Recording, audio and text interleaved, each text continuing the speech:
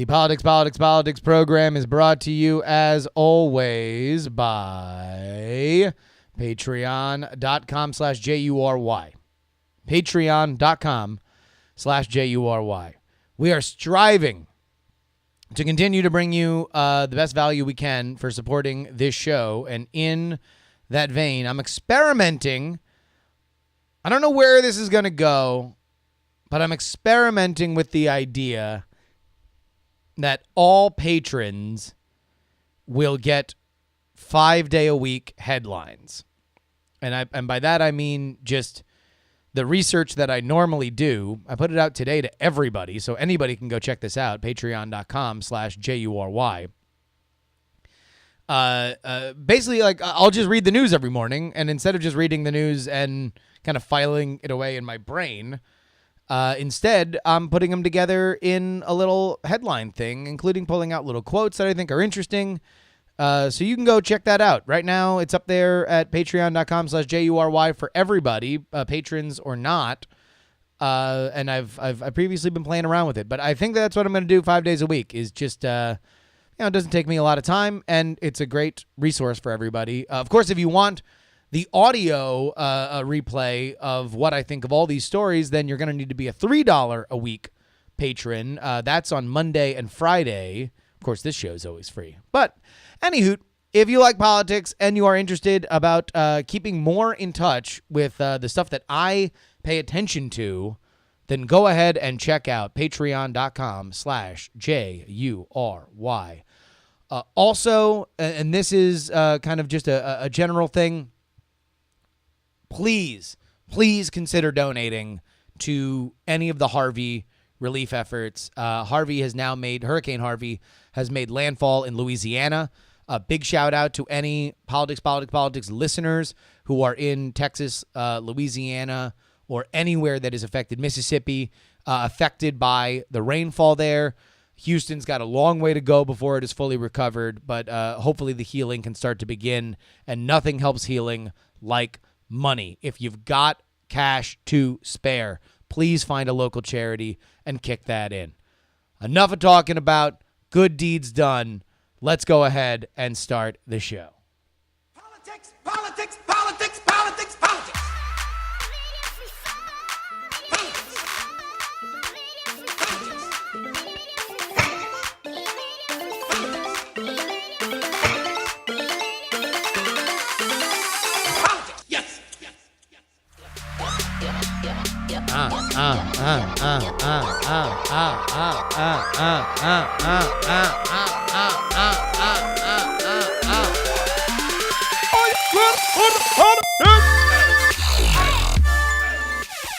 Welcome, everybody, to another edition of Politics. My name is Justin Robert Young. Oh, man.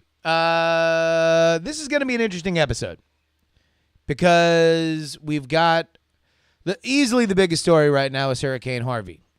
And we've got a lot of other political news that's kind of out there, including what will be Donald Trump's very populist Bernie Sanders-esque turn on tax reform.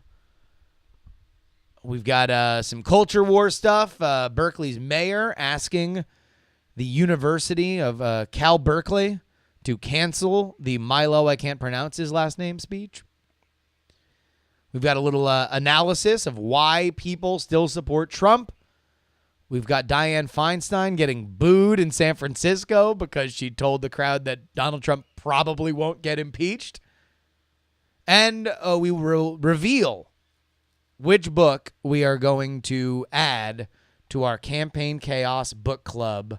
I already started listening to it, and I am already thrilled that we are going to read it together. In fact, I'm like maybe a chapter and a half in, and I already have grand unifying theories about the 2016 election. But before we begin, I want to talk about real quick just the idea of political optics during a natural disaster. Because it is my opinion, having been raised in South Florida, where natural disasters are something that happen on a regular basis, you kind of price it into living there. It is of my opinion that we look at the way politicians act during these and see more about ourselves and see more about how we in general feel about government than how these politicians act. Because when you think about it, these are acts of God. Now, you can find ways to politicize it with climate change, and I don't mean to say politicize it in a negative way. I just mean to bring politics into it. But by and large, disaster relief optics are kind of a pass-fail situation.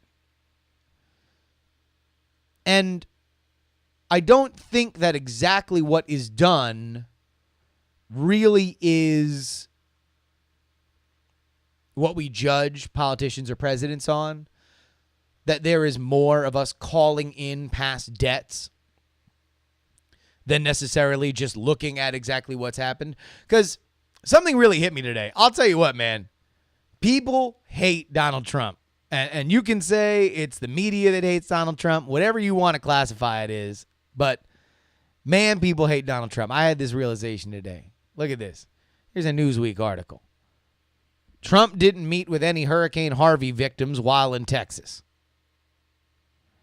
We read now from a John Halton Wagner article from Newsweek.com. President Donald Trump visited Texas to offer his support to Hurricane Harvey after Hurricane Harvey, but didn't meet with a single victim of the storm, according to Politico. President did, however, remark on the size of the crowd he spoke to in typical Trump fashion. What a crowd, what a turnout. Some are accusing the president of making his visit to Texas about himself instead of those affected by the hurricane. Trump reacted to the backlash via Twitter. It's not unusual for presidents to visit states affected by natural disasters, but it is somewhat odd for presidents to not meet with the victims of such disasters. Former President George W. Bush was criticized for his delayed visit to the Gulf Coast visiting Hurricane Katrina. But when he finally did visit the Gulf Coast, he made sure to visit with victims. All right. Here's how much people hate Donald Trump.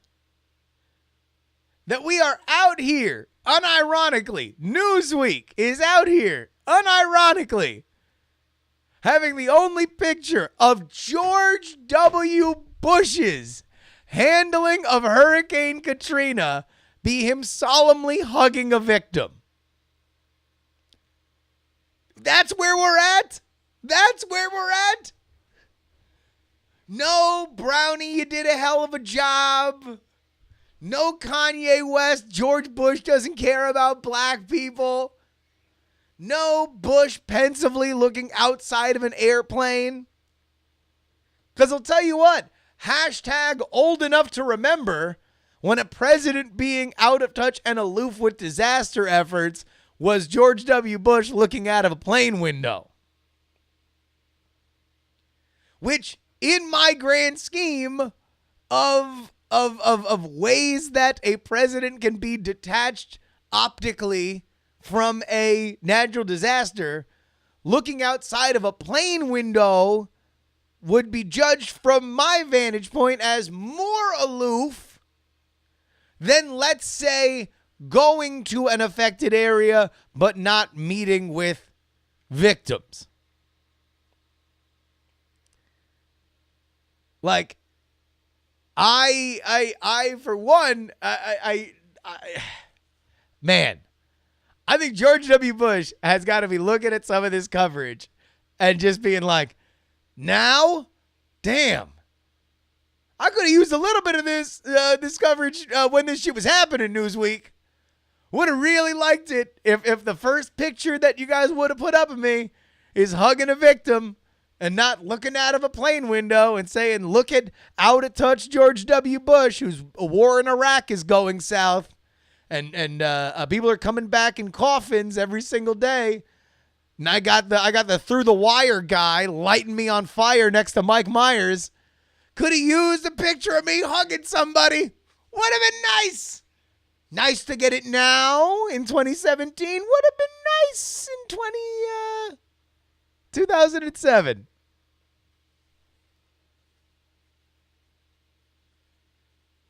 And look at this, all the chat. The chat's going for it too. I miss Bush. I miss Bush. I think he gave a crap. I mean, listen, imagine though. Imagine if Donald Trump didn't go to Texas, didn't touch down. Literally flew over the region and looked out of the window. Do not lie to me. I am your friend. Do not lie to me and tell me that you wouldn't have been like, well, he couldn't even touch down and talk to the rescue people.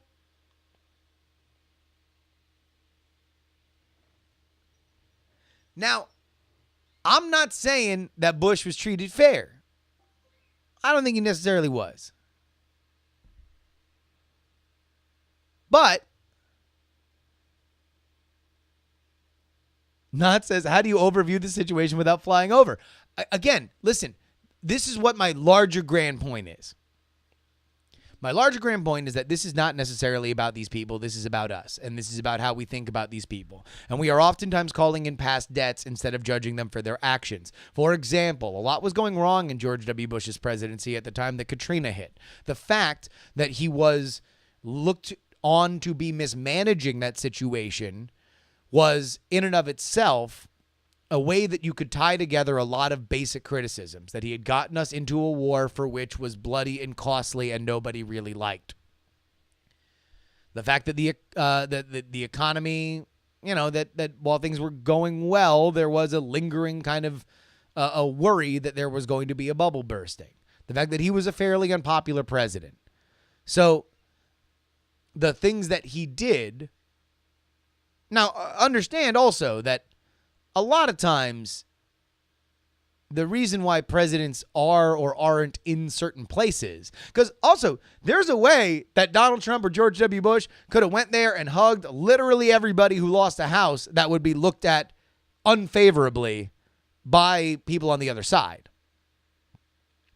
Why are you impeding relief efforts for a photo op?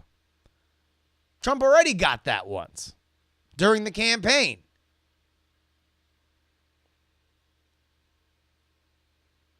So, all I'm saying is,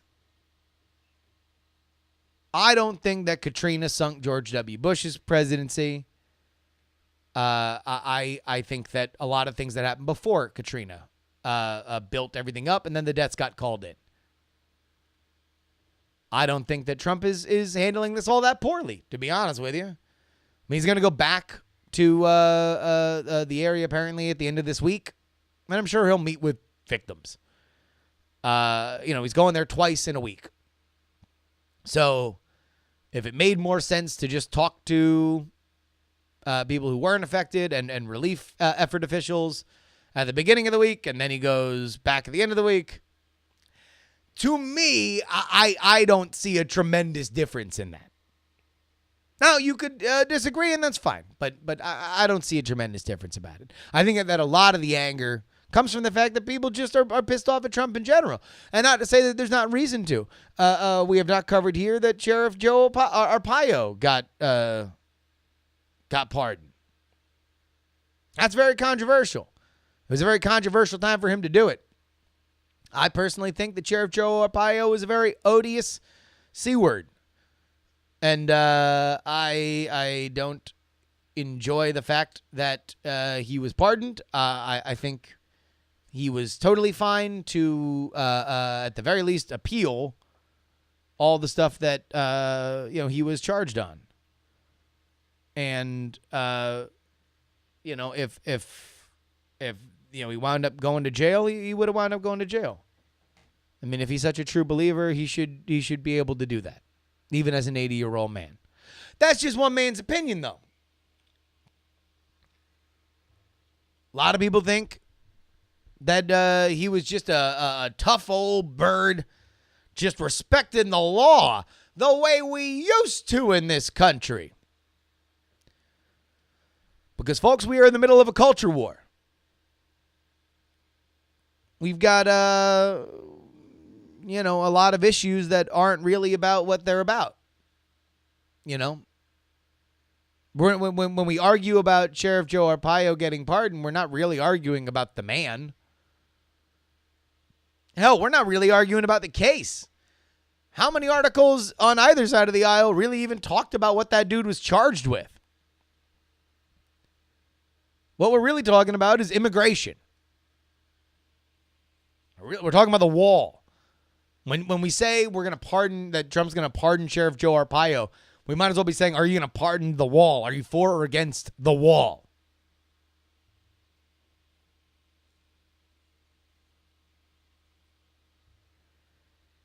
So, there's that. And I think that's, you can't divorce the fact that if you're upset with Donald Trump because of that pardon, that you're going to look at literally anything he's doing in this very delicate situation and say it's wrong or coming up lacking. You can't tell me that you can separate that objectively, because I don't think we can as humans, specifically in this kind of climate.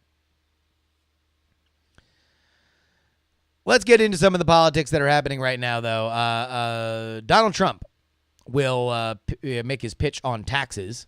This is a very, very interesting issue right now because tax reform is something that he said he was going to get done. Easy. Day one tax reform. Meanwhile, he has a very fractured relationship with Congress, and the rumor is that Paul Ryan and Mitch McConnell are just going to do their own tax plan. That if the president isn't going to help, just like he didn't help with health care, that, they might as well. You can go your own way. Go your own way. Real quick on the Arpaio thing, in the Twitch chat, of course, we stream live on Twitch, twitch.tv/JustinRYoung. Sponselli writes, it sets a precedent for future pardons, including on the Russia investigation. Man, we got to stop thinking that there's this larger plan here. I'm just saying. Maybe, yeah, you can say it. I don't think that in the Trump White House, they were saying, all right, let's float this Arpaio thing just in case we got to start pardoning other stuff. Now, it might be true that it does set a precedent, but man, do I think that there is very little evidence to point that these guys think that far ahead. All right, let's get into this tax plan. This is a Politico article written by Ben White and Tara Palmieri. Trump to seize populist mantle for pitching messy tax overhaul. President Trump will launch a major push for sweeping tax overhaul with a speech Wednesday in Missouri aimed at convincing his base and the rest of the nation that he has a fresh vision for quote-unquote unrigging the American economy and isn't just repackaging trickle-down economics from past Republican presidents. It could be a tough sell for the president as he fights with the saturation of coverage of Hurricane Harvey and as Democrats prepare to frame Trump's approach as a giveaway to corporate fat cats and the nation's richest taxpayers. Wednesday's speech in Springfield is being built around the sale of tax reform as a populist policy, according to 5 senior administration officials. The tax speech is being drafted by senior White House aide Stephen Miller, a leader of the nationalist wing of the administration. In Trumpian style, he'll try out new phrases for selling the policy like Jumpstart America and Win Again. The speech is expected to frame the issue around wiping out some deductions that benefit the higher income taxpayers, making U.S. corporate system more globally competitive, and simplifying the individual system. He is expected to discuss lower rates for middle-class income taxpayers as an instant pay raise for everyday Americans, while arguing that lower the corporate tax rate would make it easier for companies to expand, improving Americans' quality of life. However, and here's the big key, Trump is not expected to go into much detail about deductions and loopholes on Wednesday as congressional Republicans in the White House continue to haggle over which ones to target. The administration is leaving much of the detailed work to Hill Republicans for the major tax writing committees.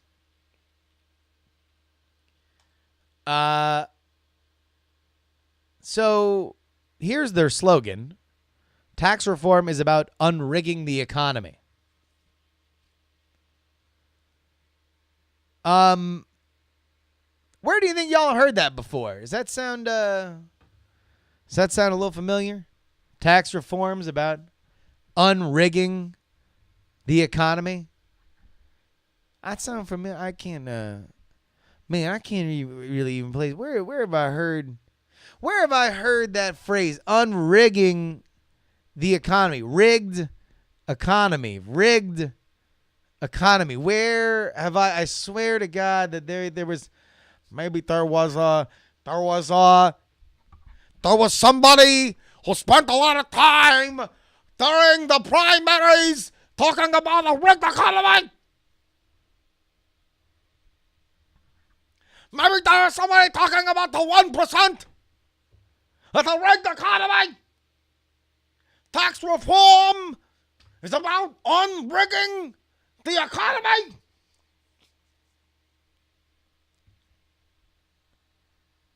This is a very Bernie Sanders-esque kind of pitch. Now, allow me to say this. This is a fairly smart political move. Now, like many of Trump's political moves, there needs to be execution. There probably won't be. But if the Democrats are going to hit him with the same way that they hit every Republican tax proposal, which is this is a giveaway to the rich and the wealthy, then it's smart to literally run on their platform. In fact, run to the left of most of their platform. You know, Hillary Clinton had to be pushed into the economic left by Bernie Sanders during the primaries. She did not want to be in the economic left, the far left, during the primary. So if Donald Trump's saying, no, look, we are going to unrig the economy, he's effectively jacking a Democratic talking point. Everybody's making fun of my Bernie Sanders. It was Andy Kaufman's Tony Clifton. It was Reverend Jim from Taxi. Jesus, can we get a fucking reference younger than 50 years old in the chat? I thought Twitch was for the kids. We're going to see. Although, listen, the bigger question is exactly, listen, you can talk purdy. Trump can use all them purdy words, but it ain't going to matter much if the Congress isn't able to get it through. Which kind of brings in a larger point. What the hot hell is the Trump White House doing when it comes to putting things through? In fact, I'll tell you what, even a fairly reliably conservative outlet like Axios really putting the president on blast today. Here's their article. By the way, all of this is in the headlines that I sent out to all patrons. The Incredible Shrinking President is how they title it.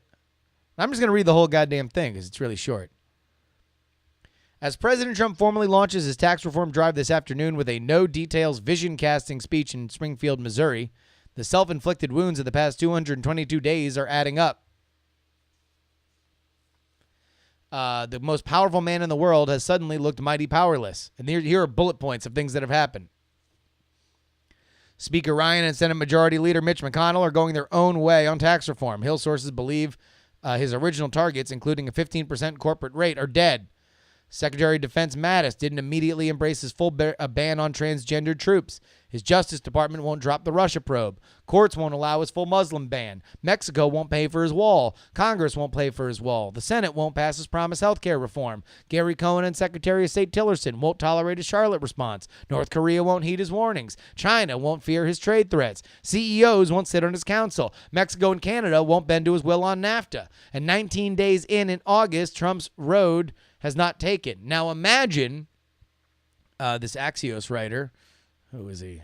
Mike Allen, writes, Imagine a world where Trump would be today if he instantly and only condemned the racist violence in Charlottesville, blown off the Arizona meltdown rally, and held off on the Arpaio pardon until the usual protocol could be followed. The press would be writing with a new late summer Trump, how he'd managed two crises like a normal president and cleaned house of the most toxic America First true believers. His Texas trip would have gotten a high grade with a trademark brio and well-received remarks. Now snap back to reality. Instead, Trump has escalated his war with the judiciary, media, and Republican establishment. At the same time, he's created a monster on the outside in the form of Steve Bannon and his merry band of Breitbart brawlers. He's chosen a path of crisis sprouting all around him, an epic flood that will cost taxpayers billions in damages and consume Congress when it returns. North Korea crossing new lines and rattling markets, racial tensions boiling, rising fears of a government shutdown at the end of September or December, increasing pessimism in a once buoyant business community, and daily clues emerging on an expansive and ominous Mueller investigation.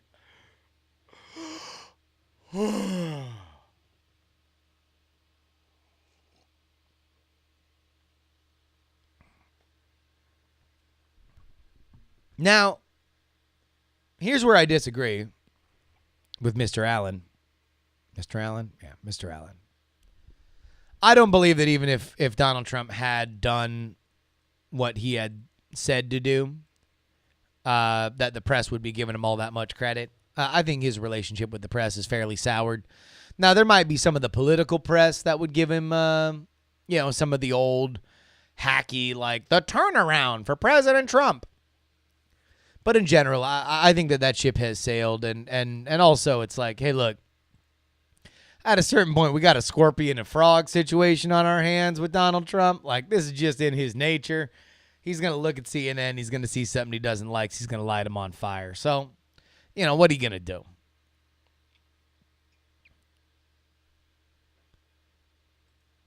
But it doesn't take away from the point that he made through the rest of it. Which brings us to this. Another opinion piece. This is from Bloomberg here. Why do people still support Trump? Written by Clive Crook. Because the general question is, where is the support coming from? Sure, Donald Trump has low approval ratings, but hell, he polled low in the election. And then the right people in the right states supported him, and then he was the next president. Taryn Tiger writes, because they're idiots. Tell you what, this one's for you, Taryn, here in the chat. Clive writes for Bloomberg, a week ago I expressed the hope that President Donald Trump's lamentable performance after the Charlottesville protests would hurt his standing in the polls. This didn't happen. If there was a blip, it was in the other direction. I'd be pleased if Trump's regrettable decision to pardon former Sheriff Arpaio dented his popularity too, but I'm not holding my breath. Trump supporters are loyal. What is one to make of this? Here's the money quote. There are two main theories of Trump support. One is that a large majority of Americans, 40% give or take, are racist idiots. I've seen a fair amount of that here in this chat room. So, fair to say, about 40% of the country, racist idiots, right?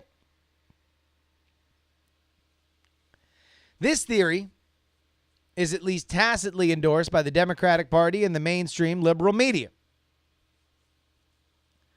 The other is that the large majority of this large majority are good citizens with intelligible and legitimate opinions who so resent being regarded as racist idiots that they'll back Trump almost regardless. They may not admire the man, but he's on their side. He vents their frustration, and he afflicts those who think so little of them. And that's good enough. It's disappointing that Charlottesville hasn't changed their mind, but then it hasn't changed my mind either. I still think that the first theory is absurd, and the second theory is basically correct.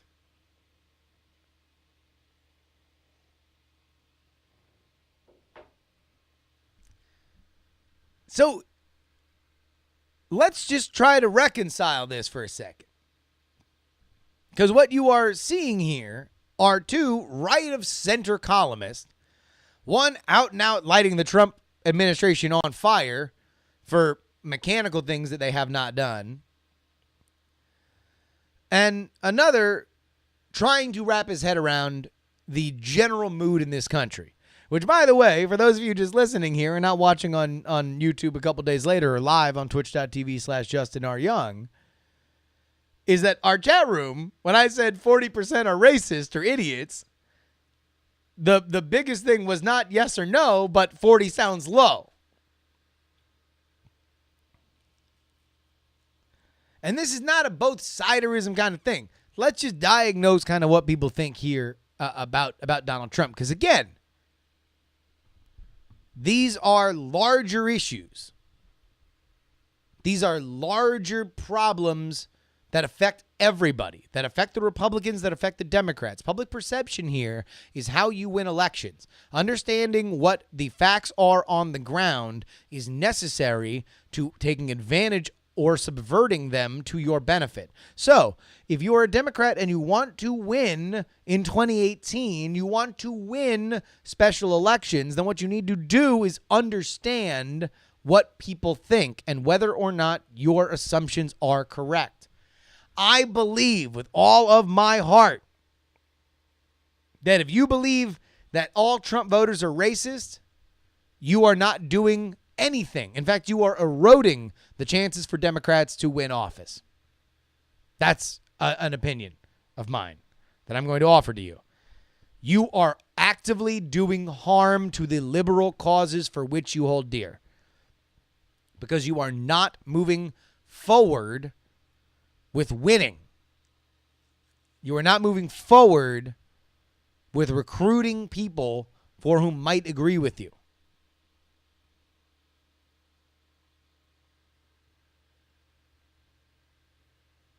Let's get into this. Dianne Feinstein. Dianne Feinstein's about as liberal as it gets. She is a congresswoman representing, I think she might be my congresswoman. Oh, shit. Wait a minute. Hold on. Who is my congressman? Oh, yeah, we'll find your representative. Oh, zip code. Hold on. Shit, is Dianne Feinstein my representative? No, Barbara Lee is my representative. Find my senator.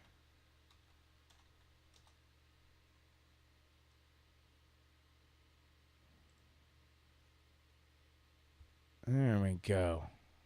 Fine. Yeah, Democratic senator. And I do a political podcast. Look at me. Look at me. I'm really smart. Look at me. To be fair, I've only lived here for 6 years. Okay, moving on.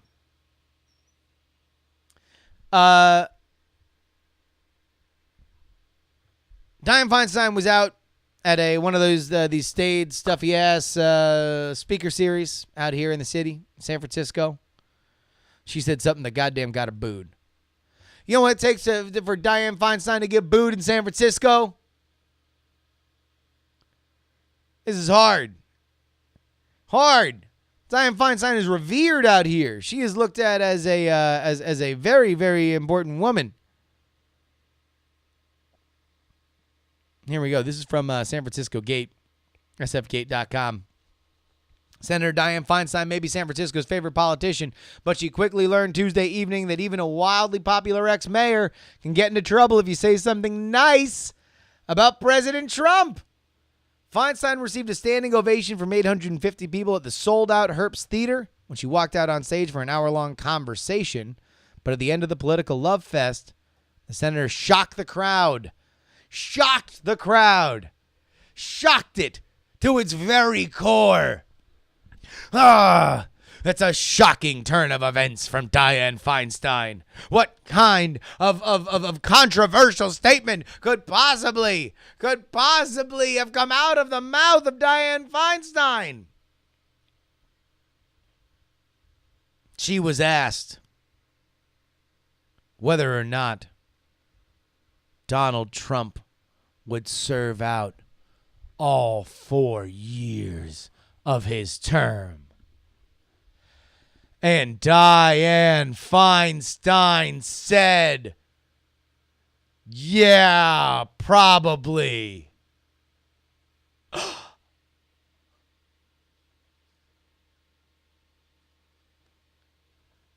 More specifically, she said the question is whether or not he can learn and change. Feinstein told the crowd. If so, I believe he could be a good president. Dianne Feinstein came out in front of a crowd up in these streets and said there was the possibility that President Donald Trump could be a good president. I want to describe the reaction here. Here we go. The crowd reacted with stunned silence, only broken up with a scatter of no's, a few hisses, and some nervous laughter. But Feinstein didn't back away, reacting to a question about why Democrats aren't more out in front and attacking Trump by reminding people that not only is Trump the president, but he's only been in office for 8 months. Quote, we'll have to see if he can forget himself enough and have the type of empathy and direction the country needs. But if he doesn't, she added, there are things that can be done.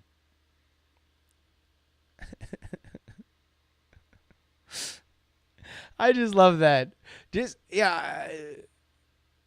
Obviously, San Francisco is one of the most liberal cities in America. There are not a lot of people here that are Trump supporters. And there is a pervading idea that Donald Trump will be out of office immediately. In fact, one of my favorite theaters here in Oakland, the Grand Lake Theater, go ahead and Google it. It's got this amazing sign. It's right around the corner from me. I love it. It is known to put up political messages on its marquee, which I always find the best. And a lot of times it's local. It's about like fracking or like who should be the mayor or whether or not the police department is in line for doing stuff. Spoiler alert, no. One time they got really fired up about turning a park into a dog park. But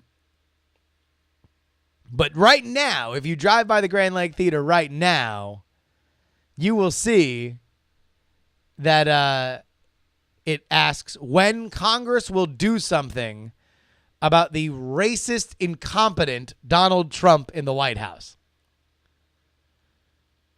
Which I love when they get really political with it, just because it always goes up right next to what's in theaters. So it's always like, when will the fabric of our democracy be restored? With this racist incompetent is run out, the fate of our lives hangs in the balance. Trolls 2 starts at 1:30 in 3D.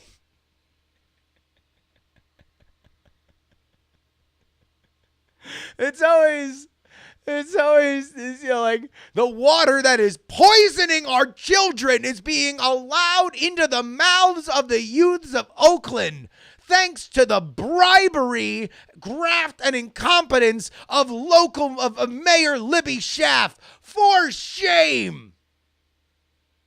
Logan Lucky in 2D begins at 7 p.m. and at 9 p.m. Matinees are half price. Oh, God. It makes me so happy. Big shout out to the Grand Lake Theater.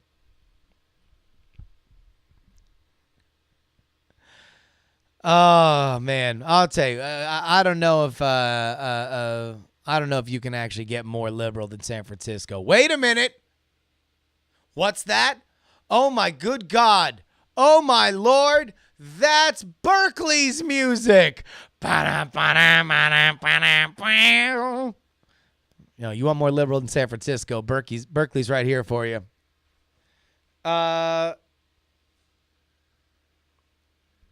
Berkeley's mayor has asked the university, UC Berkeley, to cancel Milo, I can't pronounce his last name, speech. The school has declined. This is written by Rachel Chason. After black-clad Antifa members violently attacked conservative protesters in Berkeley on Sunday, the mayor asked the city of California at Berkeley to cancel conservative student groups' plan to host alt-right provocateur Milo, I can't pronounce his last name, in September. The university says it is not backing down. Quote, "We have neither the legal right nor desire to interfere with or cancel the invitations based on the perspectives and beliefs of speakers." Mayor Jesse Arjuin said bringing, I can't pronounce his last name, to campus for Berkeley Free Speech Week, which is hosted by a conservative newspaper called the Berkeley Patriot, could create the potential for violent protesters to create mayhem. "I don't want Berkeley being used as a punching bag," Arjuin told the San Francisco Chronicle. The Berkeley Patriot also invited former White House chief strategist Stephen K. Bannon and conservative provocateur Ann Coulter to speak during the week, scheduled for September 24th and through September 27th. Mo Galouf said the university is not able to confirm the speakers until administration receives a finalized list from the student group this week.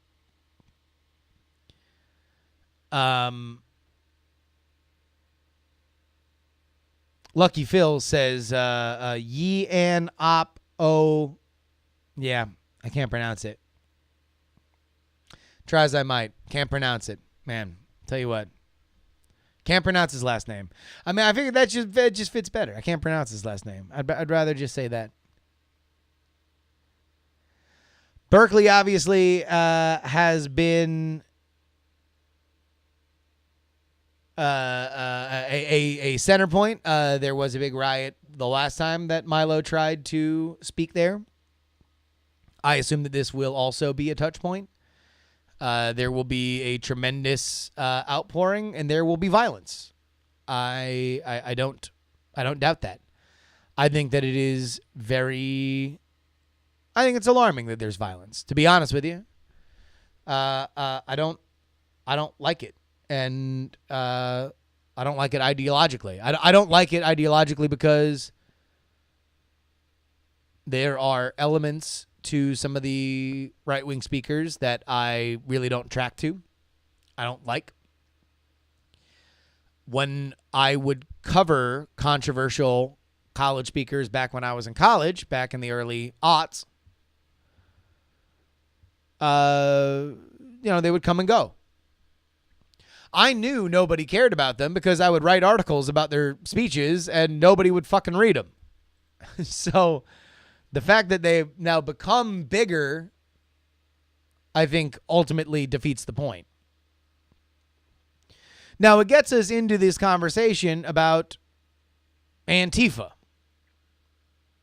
I think I've been pretty clear on this show about my thoughts on anarchists, violent anarchists in liberal protest movements. Far as I have been around them, and this goes back to the early aughts, there has always been people that are clad in black masks that are there to fuck shit up and not to protest. They have a different view of the world.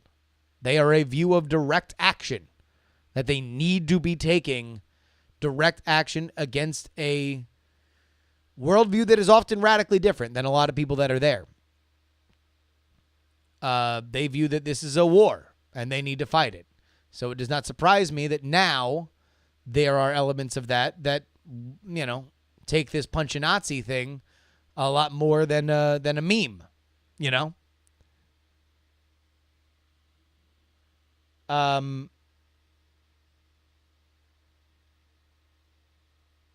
It's ugly. It's real ugly. And now Berkeley's got a fucking problem on their hands. Because I can understand the mayor saying, hey, please don't invite him. But if you're the university, you got to. Like, you can't be the free speech university if you don't allow people to talk. Like, that's you can't do it.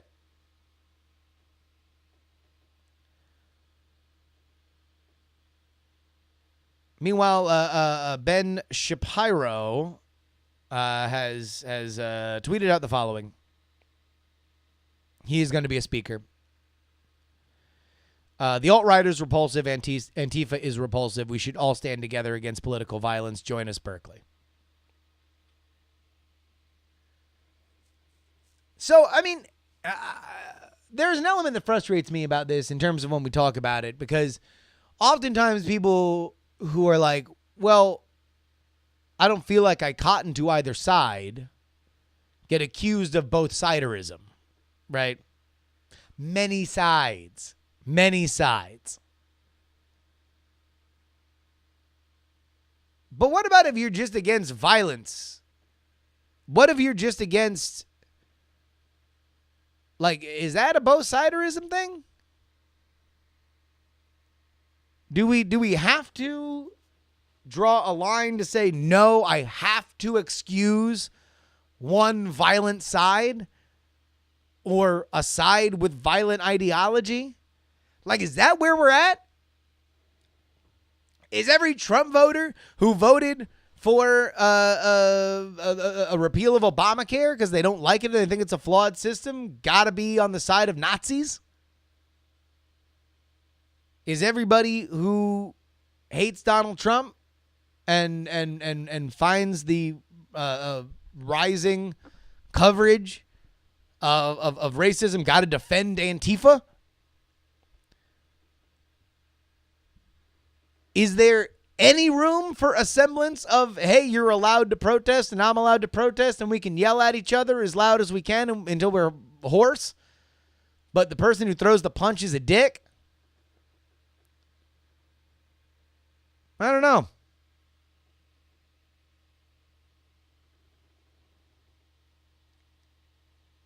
I guess not. I mean, again, this is where we're at in the culture war right now. The more that I think about it, the more I think that we're in too deep.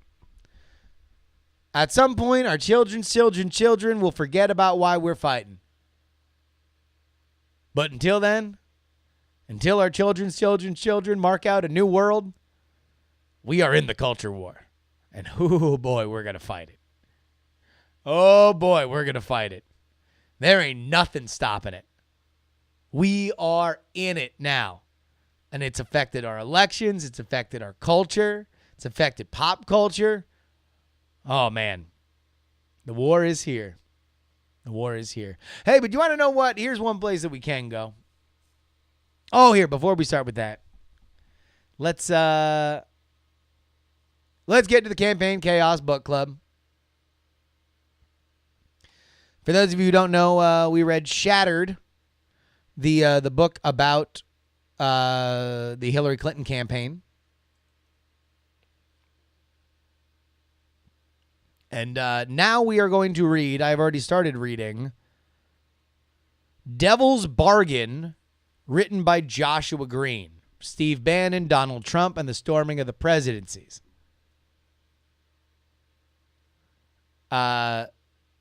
This is an insider account of the Trump campaign, specifically the Bannon involvement in it, both before, during, and after the time he was in there. It is short, 8 hours and 3 minutes. So go ahead and get it on audiobook, on regular book, on Kindle. Pick it up right now. It is pretty good so far. I'm about a chapter into it. And there's some really, really, really good stuff already. I'm basically through. Every campaign book always winds up beginning with the end. They begin with the election day. I think it's because they just want to capture the people that pick up, or it's a vestige of back when everything was so bookstore heavy. And so somebody would walk into a bookstore, be interested in the cover, pick it up. And so you got to really push the lead so they buy it. But this one shouldn't last me all that long. And maybe next week or the week after, we'll recap it. But I'll give you at least a week to read it. But the Campaign Chaos Book Club rolls on. Devil's Bargain by Joshua Green is what we are reading right now. Go ahead and pick it up. Speaking of Trump and Bannon, they are no longer exactly on the same page, as Steve Bannon is now out of the White House. However, I think that they might be involved in a little something else. College football kicks off this weekend. Got a big old college football game here. Florida State this weekend against Alabama. So what do you say? What do you say we head on down to Alabama? Yeah, what do you say? What do you say we get? Politics. Oh, wait, hold on. That's not it. Yeah, here we go. Let's, what do you say we head on down to Alabama? Yeah, what do you say we head on down there and we have ourselves a little gentleman's club experience with a little Alabama special election? Get on the floor if you got that booty.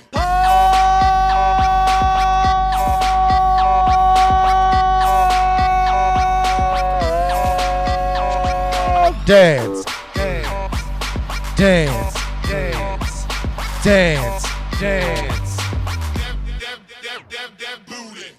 This is a special election bowl dance taken from Harper polling from August 24th to August 26th. 600 likely voters with a 4% margin of error. This is against Ray Moore. Or here we go. Coming first to the stage, backed by Donald Trump and Mitch McConnell, we have with 45% Luther Strange.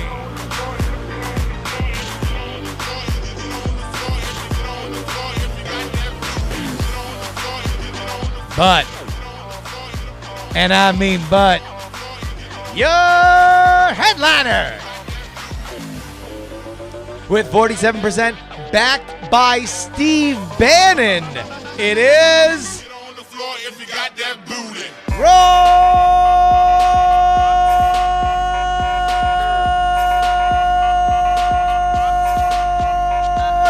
Moore. 47%. That is more plus 2. You did not hear me incorrectly. Those are two candidates, one backed by Donald Trump, the other backed by Steve Bannon. Now, Steve Bannon says he's not opposing Donald Trump. He's opposing Mitch McConnell's guy. They happen to be the same person. But if you remembered what I said last week about Steve Bannon leaving the White House, that Steve Bannon is going to be the kingmaker. Steve Bannon got what he wanted out of Donald Trump, and that is fame. Everybody knows who Steve Bannon is now, not just on the right, but on the left. Bannon has everything he needs to be a fully functioning kingmaker or a candidate himself. Here's why. Steve Bannon is at his most effective when he can play the liberal populace and the liberal media like a fiddle. He can get attention from the liberal media, overreacting in a way that makes his base happy. This is most effective in local elections where a little bit of juice goes a long way. If Steve Bannon can get his guy elected over Donald Trump's in this Alabama special election, you're going to see that machine working. And you're going to see Steve Bannon at the center of it. All right, everybody, let's go ahead and get into But Your Emails. You can go ahead and shoot me an email at any time, theyoungamerican@gmail.com. Again, theyoungamerican@gmail.com. Mark writes in, literally trying to push through. I'm listening to you while trying to balance what's happening in Houston. As a meteorologist with a family, personal friends, and professional colleagues living in Houston, the whole event has been very tough for me. The forecasts were actually exceptional for the event, but seeing a forecast for 40-plus inches of rain in an area actually verify is not really a good thing. So like you, I'm planning on using my podcast recording this week as an outlet. With all the banter about Texas congressmen and senators asking for money after voting against Sandy relief, I've decided to go on the route of politicizing weather events. I do, however, want to speak to the positive as well as the negative because I do see both. This is, of course, where you come in. As one of the best level-headed political minds I know, I'm seeking any thoughts you might have, either directly or things that you have seen, read, that might help me fairly point in that picture. I know. Welcome my insight, feedback, thoughts, suggestions that you might have that can help me. You know, number one, I don't see the point in politicizing weather events right now, personally, because everybody on all sides of the aisle has a wallet, and I would like to see that wallet get opened, or as I said on the Politics headlines episode on Monday, please open your hearts as you open your PayPals, because PayPal money, as we all know, psychologically is just kind of not real money. So if you got this PayPal account that's got whatever sitting in it, $50, $20, $100, $1,000, $10,000, go ahead and peel off a little bit for Harvey relief. Just go ahead and kick it in. You can do it on the Red Cross. You can pay right through PayPal. Just please do it. And I don't like politicizing it because if there's anything that can get in the way of getting money to people that need it right now, then I don't want to do it. I've lived through hurricanes. I lived through Hurricane Andrew. I know how long that devastation lasts. I know how permanently life changes after you suffer stuff like that. And I would make an argument that Harvey will be harder to get over than Andrew was 25 years ago in Florida, because flood damage is its own special hell. It's really, really, really, really difficult. So go ahead and that would be my point. Please just peel off money. In terms of if you're going to politicize weather events, you know, the easiest way to do it is through climate change, although I would encourage everybody to do research on hurricanes. You might think that it's dead simple. Warmer water equals stronger hurricanes. Do some research. It's not sexy, but it's readily available. Hurricane intensity is something that is charted historically on a fluctuating pattern over a cycle over several years. So, and also, man, sometimes it's just a cigar. Sometimes a hurricane just strengthens. It's happened throughout history. And thank God we have the kind of technology now that we can tell. There are many tragedies, specifically in Florida history, where, a hurricane was thought to have died down. And so they just stopped sending planes to go check on it. And next thing you know, it just tore through. So, that's all I'll say on that. Amy writes in, among the topics for the next episode of PX3, no doubt the pardoning of Joe Arpaio by President Tiny Hands Man-Child McDouche-Nozzle on Friday as Hurricane Harvey was bearing down on the coast of Texas will be among them. A lot of people think of Arpaio as just tough-on-criminal sheriff, but his background paints a far more horrific picture. The man was kind of a monster and a history of doing terrible things. The Phoenix New Times, and I'll be honest, I have no idea who they are or what kind of journalistic integrity they have been covering Arpaio for 20 years, and they've tweeted about the 20 stories, which are must-read material if you want to see how little he cared about the rule of law and his total lack of compassion for people in custody. I will say again, here's my opinion on police officers. I believe that they have a intensely, impossibly hard to comprehend job, wherein their very livelihood is on the line every single day if they are on patrol, specifically in places that need them the most. They deserve our undying respect. And they deserve our withering criticism. Because if you have the ability to shoot somebody and then go home, we need to make sure that we do the math. Sheriff Joe Arpaio, for me, fell short of a law enforcement official's duty in terms of taking care of the people that were under his charge. That is why, as I stated earlier in the podcast, I find him to be an odious C-word.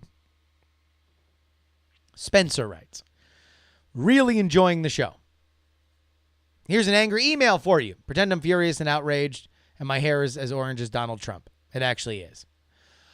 What do you mean Obama didn't compromise on health care? How can he compromise with a party that doesn't even know what it wants? Since the election, the Republican Party hasn't even created an outline of what they think healthcare should be that they agree on. Was Obama supposed to debate against himself? The Republican leadership in Congress ran on a staunch anti-everything Obama platform. So instead, you want him to have never included pre-existing conditions and insured 24 million less people. What did these fart monkeys bring to the table? That was in all caps. I think the fart monkeys part at the end really sells the anger. He adds, in terms of a stage note. Listen, I think the idea wasn't that, listen, the medium is the message. He wasn't going to debate on it. Everybody knew he wasn't going to debate on it. And that was that. Do I let the Republicans off the hook for not having a solution on it? No. But both can be true. And I think they both are. Thank you for the angry email. Remember, if you're going to write an angry email, just tell me it's an angry email and write it in all caps.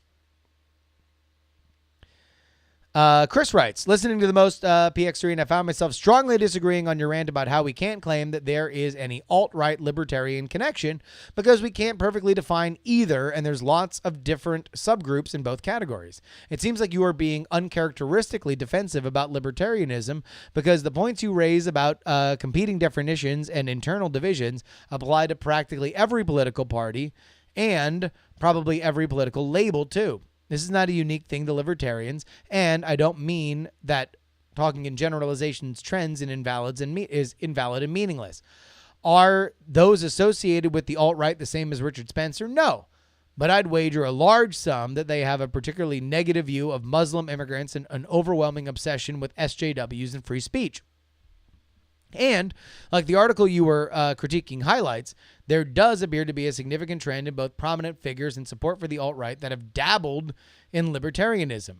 Does that mean all libertarians are secret fascists? Nope.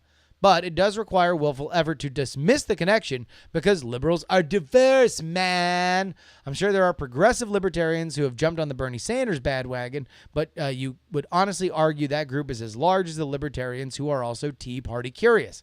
I just don't see the equivalence. From across the pond, the U.S. quote-unquote libertarian pride in being diverse and unconventional seems unwarranted because the positions most libertarians on a variety of topics seems utterly predictable. Gun control, what do you think? A 50-50 split in libertarians in favor versus those against. The validity of state-sponsored welfare systems. Again, I know on what kind of views I'd bet being more popular. You might use yourself as an illustrative counterexample, but I'm not arguing, and neither was the article, that all libertarians endorse the same views, just that there are clear trends. You will inevitably be able to find libertarians that endorse all kinds of positions and lots of disagreements on divisive topics. But that doesn't make all libertarians in any way different from any other political movement. Moreover, you don't seem to employ the same standards when you want people to use as libertarians when talking about other political groups.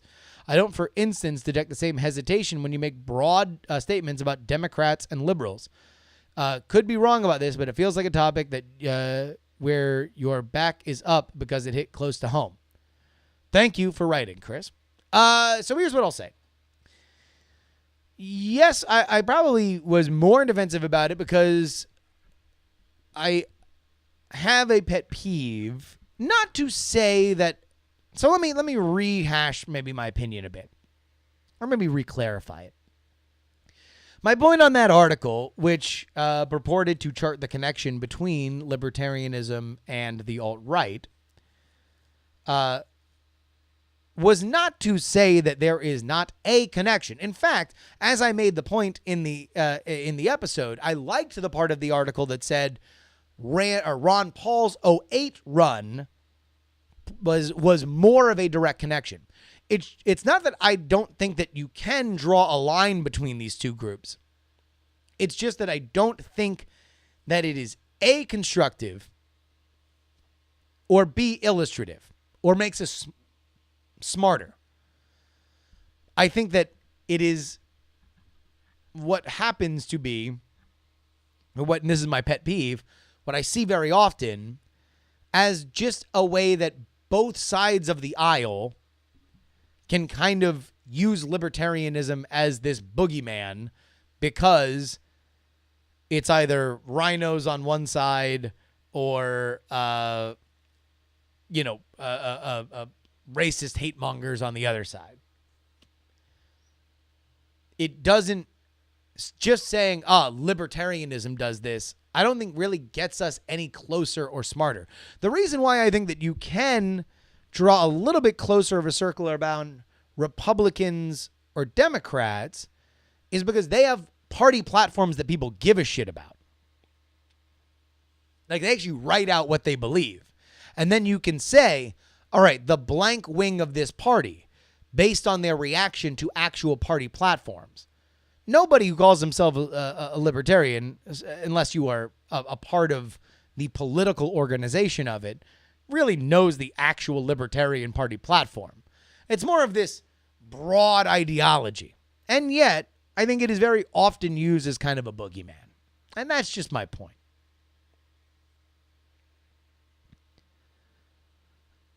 Jesse writes, after listening to this week's episode, I guess what you're trying to say about the differences between Democrats, Libertarian, Republicans goes as follows. The Democratic Party, heaven. The Republican Party, hell. The Libertarian Party, purgatory. Got it. Thanks, JK.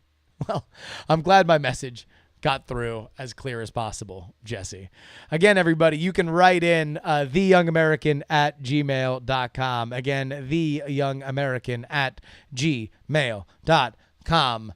But your emails comes at the end of every episode of Politics, politics, politics, politics, politics. All right, everybody. Go ahead and follow me, Justin R. Young, everywhere on Twitter, Instagram, Snapchat. Download archived episodes at bonerwars.com. Remember, folks, some shows talk about politics. Others talk about politics. This is the only show that talks about all three. I'll see you next week.